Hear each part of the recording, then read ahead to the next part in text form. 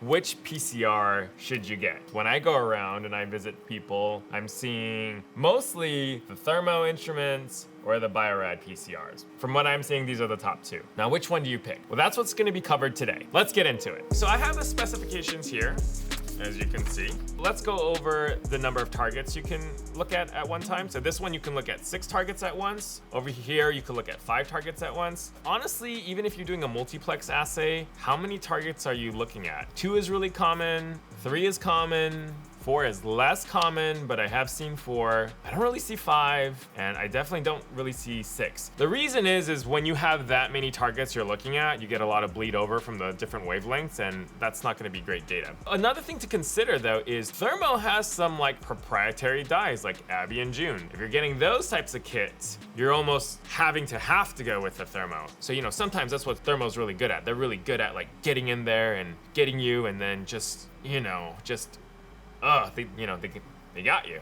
And then there's the ramp rate. This one is 2.5 Celsius per second. This one can go a whopping 6.5, but again, like how often are you doing that?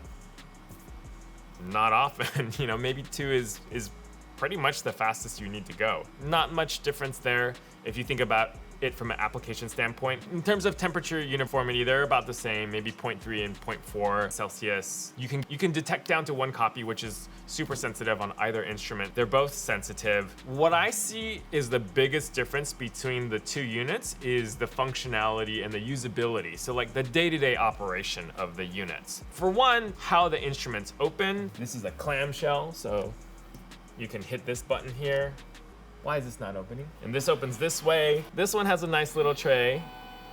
This is, woo, fancy, right? So this one feels like more technologically advanced than this one. Obviously, there's a new version of this one, which is the Opus. It's roughly the same hardware, just like a new exterior, but it's the same stuff. Another thing to keep in mind is the touchscreen. I feel like the touchscreen for the Thermo has more options. It's a little bit more intuitive, but they both have a touchscreen, but you're really not doing that much on the touchscreen. Another big difference about this one versus this one is you can actually, the base station is a separate part than the head here, which has your block. This is 2 separate parts. This is just 1 part. I actually like the fact that it's a single piece. You know, sometimes like as I'm trying to install the top onto the bottom, there's some connectivity issues, and sometimes you might bend a pin or something like that. The fact that it's in 2 parts is definitely less desirable. So now let's talk about usability, software. The Maestro on this unit, and you have design and analysis on this unit. I've done tutorials on either one. You can go and you can check out my videos. My personal opinion is I tend to like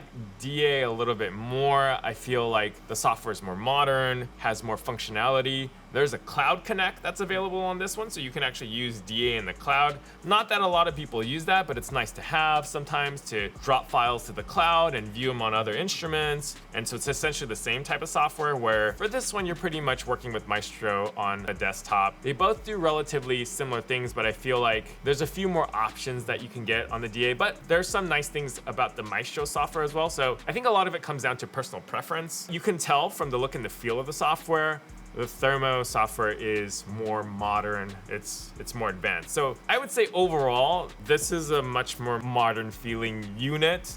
This one's not as much, it's been around for a while, but it is tried and true and it's pretty steady. So price point, I think both units run about 50 Gs, but this one's a little bit more expensive, believe it or not, than this one. So this one's closer to like 55, and this one's closer to like maybe like 46 or 47. The Quant 5 seems to be a little bit better of a value. So, what do you know?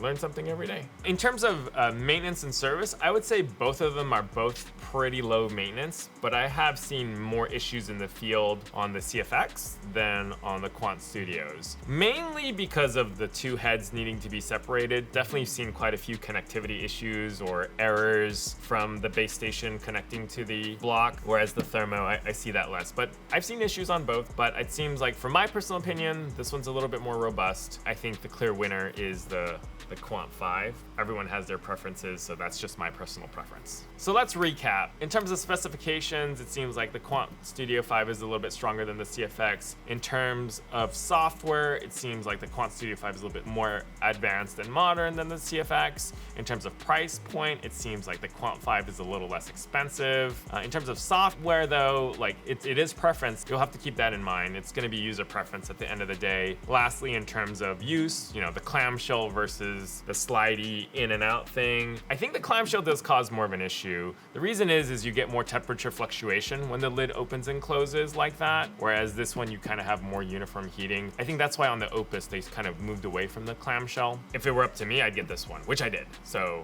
maybe I'm biased. I evaluated the two and that's what I thought. Let me know what you think. What do you think? If you liked this video and you thought it was helpful for you, let me know. Comment below. It really encourages me to make more of these videos. If you want me to stop making these videos, comment below anyway. Let me know how I can improve. You can ask me to stop. Probably won't, but I will listen to your suggestions. I'll see you next time with another review video, hopefully soon. Maybe we'll do some chromatography stuff or some other stuff. See you next time.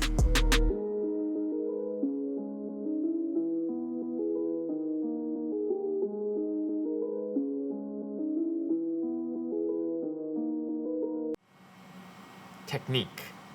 You were right, by the way. You were right, by the way. You totally were. As I'm going through it, I'm like, oh crap.